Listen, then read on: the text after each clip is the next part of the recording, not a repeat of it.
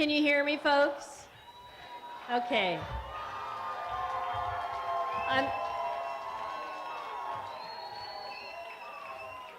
I'm going to go ahead and get started. Is this too loud or no? Okay.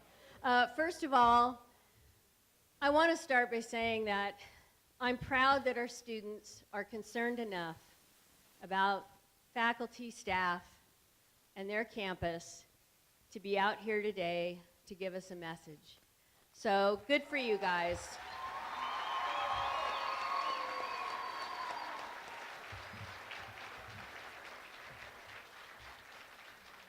And before I actually start my presentation, which I will read because I want to make certain that you hear everything that I've said, I want to tell you, I know how difficult this is. I've said this before, and I'll just say it one time more. When I was at Arizona State University West, thank you, the president at the main campus decided that there should be cuts at the West campus. And we experienced those cuts, and they were devastating. And it's difficult, if it's your position, to understand that it may not be obviously you, but it's the position. But I understand how painful that is. So today what I'd like to do is walk the university campus and our community constituents through the process the campus as a whole engaged in regarding reducing the $3.3 million deficit we are predicting for the FY15 year. Administrators, faculty, staff, and students all have a fiduciary responsibility to present a balanced budget to the Board of Governors every year. As well, we must project our budgets into the future, utilizing historical trends and as close to appropriate assumptions as possible to determine enrollment growth or decline, which constitutes the university's largest influx of dollars into the education and general fund from the state of Colorado. As is the case with all four-year comprehensive regionals across the country and within the state of Colorado, universities align expenditures with projected revenues tied to enrollment. For the fiscal year 15, which begins fall 2014, the institution anticipates a deficit of $3.3 million. What has caused us to change our assumptions and anticipate a deficit?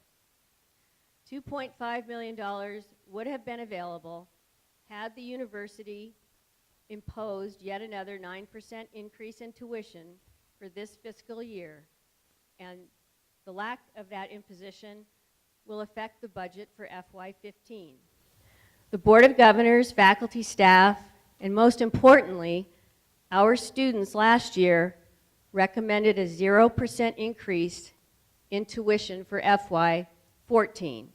So that is a loss of $2.5 million, and that will roll forward year after year.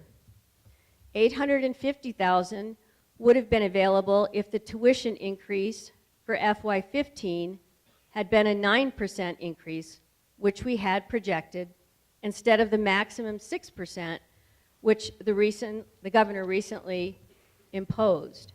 And we support that because we don't want our students to have more debt, but it also affects our bottom line. $2.5 million would be available if enrollment growth were to increase by the 8.5% as projected in 2012, before the economy really bounded back. We cannot now, in good conscience really, assume that that number will hold. So we're going with a flat enrollment for the fall of 2014, and we project a loss of $2.5 million because of that pullback. $1 million would be available if we had not given raises to our deserving faculty and staff, which we really believe they deserved in 2012 when enrollments peaked. We didn't anticipate the economy bounding back, and we probably would have done it anyway. Students and faculty and staff are the heart of the institution.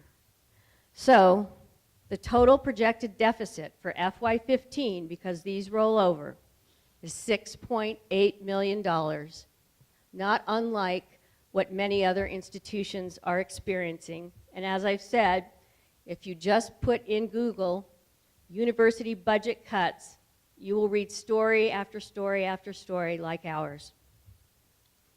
Therefore, the university must make cuts of $3 million, while the CSU system has agreed to cover the remaining amount, as well as appropriating $3 million to upgrade our aging IT infrastructure.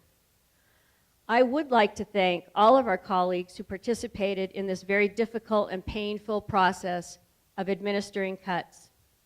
In October 2012, CSU-Pueblo's Academic Senate appointed their University Budget Board, which has met continually since that point in time, to evaluate all academic programs for efficiencies and to determine if any redundancies on campus could be eliminated to save dollars. In April of 2013, the UBB completed that evaluation and made short-term and long-term recommendations to me and the cabinet. The cost-saving measures used to reduce the projected $3.3 million deficit includes many, if not most, of those recommendations. I would also like to thank the co-chairs of the Academic Senate, the chair of the American Association of University Professors, AAUP, the chair of the University Budget Board, and the chair of the Chairs Council. As representatives of the faculty and staff, they have provided me with recommendations regarding the deficit. And I will say that faculty themselves have emailed me their thoughts and recommendations for cuts. And you would be surprised, but you will soon find out how many of these have overlapped.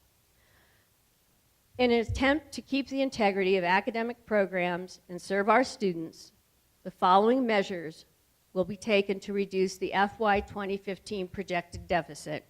We do not have more time to make these cuts, and I will remind everyone that if a position is eliminated, you will remain in that position until June 30th, 2014.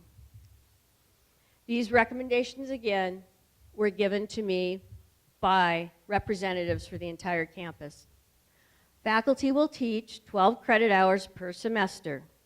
Reduction in loads for administrative duties and grant opportunities will be taken into consideration.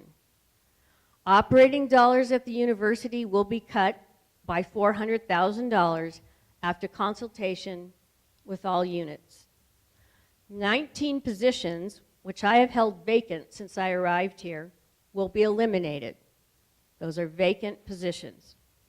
22 filled positions will be eliminated. These positions include one-year letters of appointment, retirements, and administrators. Neither tenure track nor tenured faculty will be cut. Restructuring of colleges will be considered with input from the faculty, staff, and students. We will continue to make arguments to the county, the city, the system, legislators, and DHE to recognize the fact that CSU-Pueblo is an HSI and deserving of support beyond that currently awarded, in the hope that cuts can be curtailed. And in fact, we just recently found out that the Joint Budget Committee of the legislature is seriously considering helping us with this deficit by offering us monies for buyouts. We don't have that finalized yet, but we have been working with them, and that will help us a great deal. The timeline for informing faculty and administrative professionals that their positions have been eliminated will occur between January 20th, 2014 and January 31st, 2014. Those administrative professionals whose positions have been eliminated will be informed by their direct supervisor, human resources, and will receive a letter of termination in a face-to-face meeting. All staff whose positions are eliminated will remain in their current positions through June 30th, 2014, receiving occupational counseling, guidance in refining resumes, and help in finding new positions. A web page named Budget Central has been constructed, and we will post past and current communications from me, the Chancellor, the System Office, and it will go live today. Once all employees have been informed that their positions have been eliminated, the university will post a detailed account of the savings incurred by cost-saving measures, which positions were eliminated, both vacant and filled, and the university business plan and rationale for eliminating those positions in specific areas. So you will receive the information that I know that you want.